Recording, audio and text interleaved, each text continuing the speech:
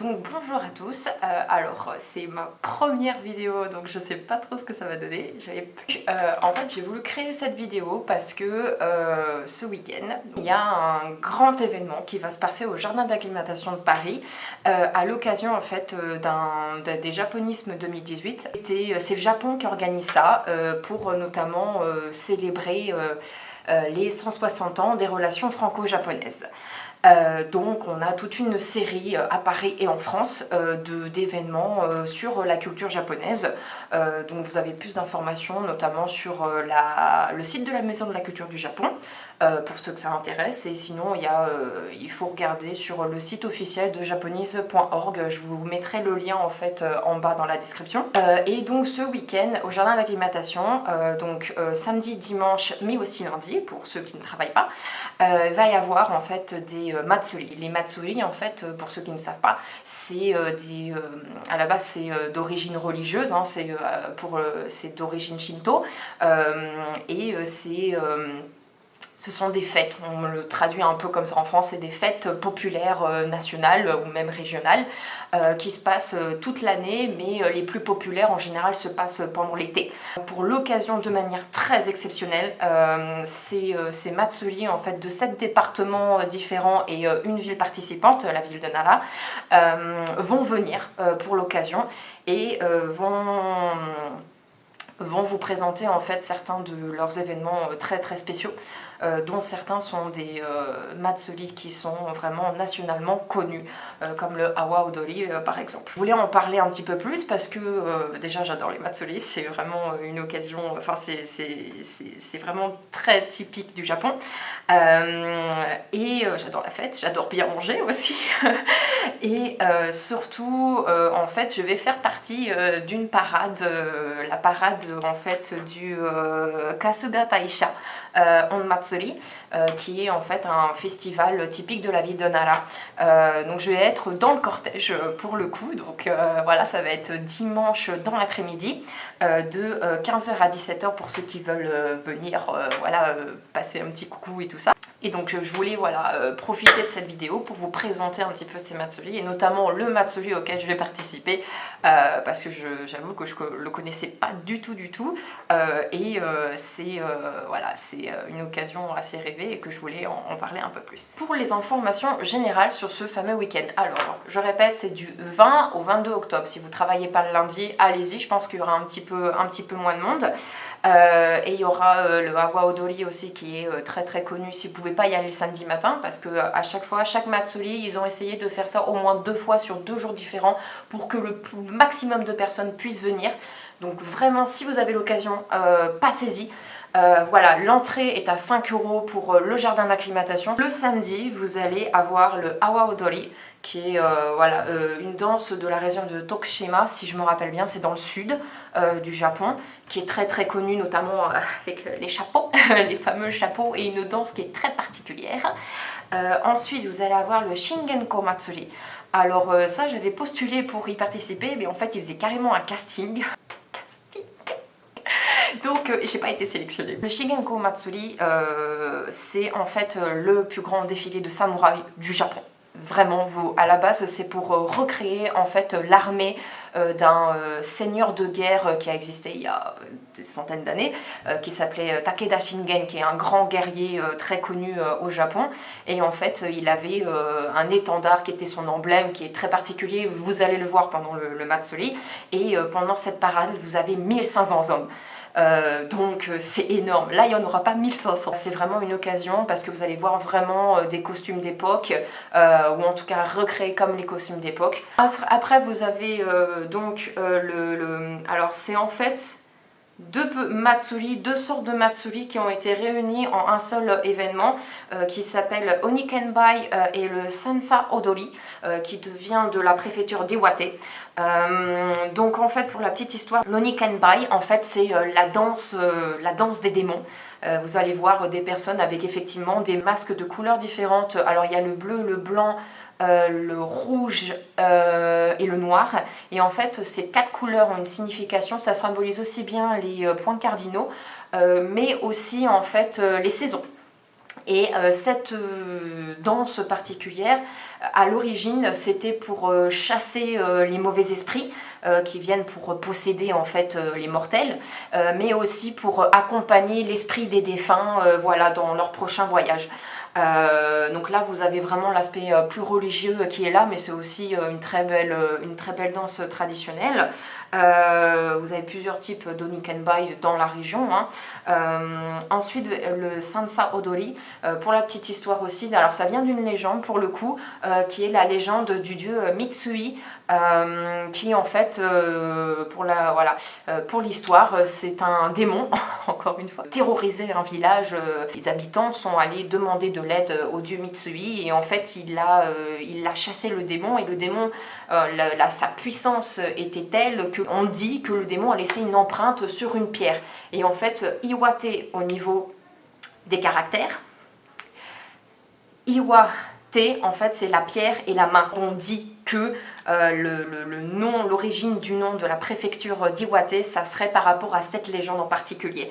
Donc pour les habitants, pour remercier le dieu Mitsui, en fait ils ont tout simplement fait un festival en son honneur, et ce festival continue encore, ça fait quelques siècles. La plupart des festivals que vous allez voir de toute façon si vous y allez, ce que je vous conseille fortement, la plupart des festivals que vous allez voir ce week-end sont vieux de plusieurs centaines d'années. Vous avez la fête de Tachineputa, donc en fait c'est des énormes lanternes, entre guillemets des lanternes, qui symbolisent des personnages historiques, des moines, des guerriers, et qui vont recréer aussi des événements historiques particuliers.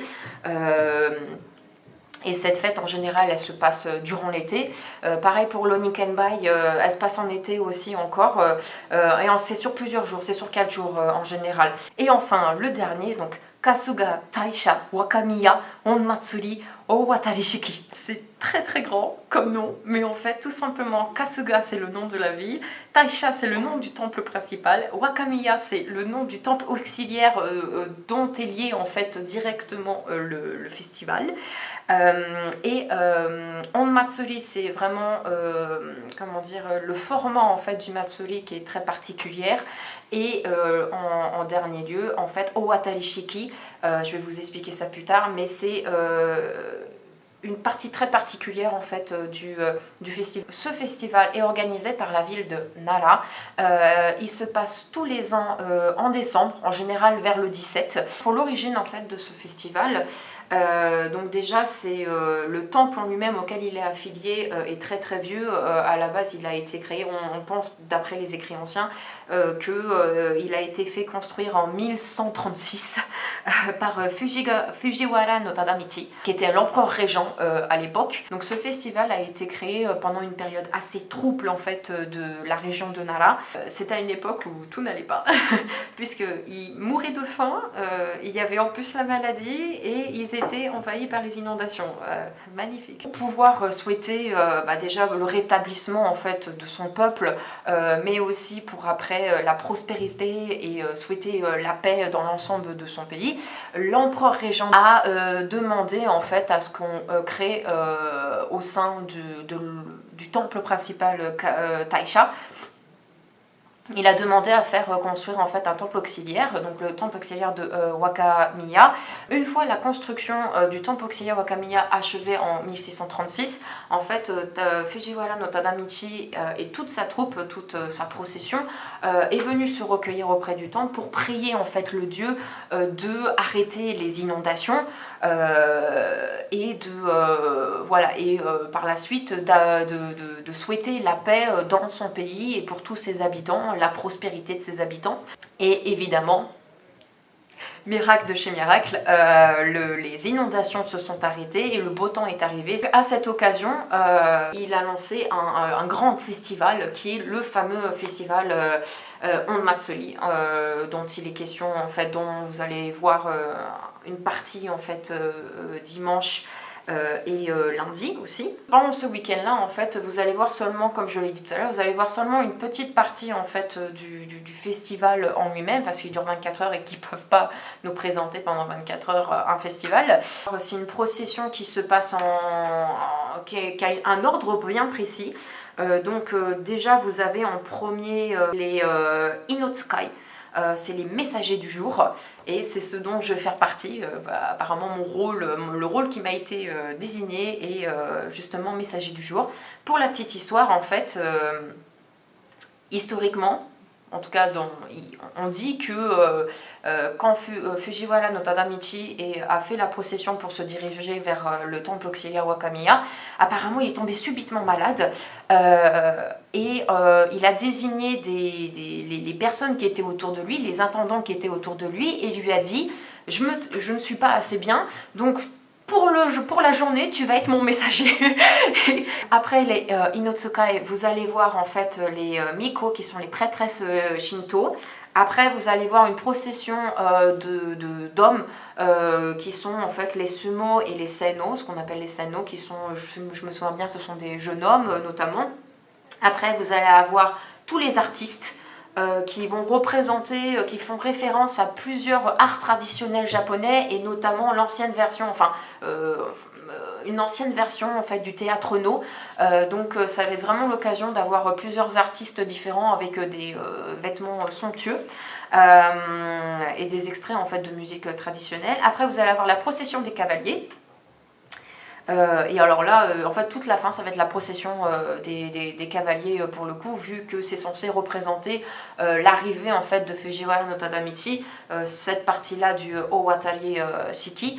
Ce festival a plusieurs particularités en fait comparé à d'autres festivals.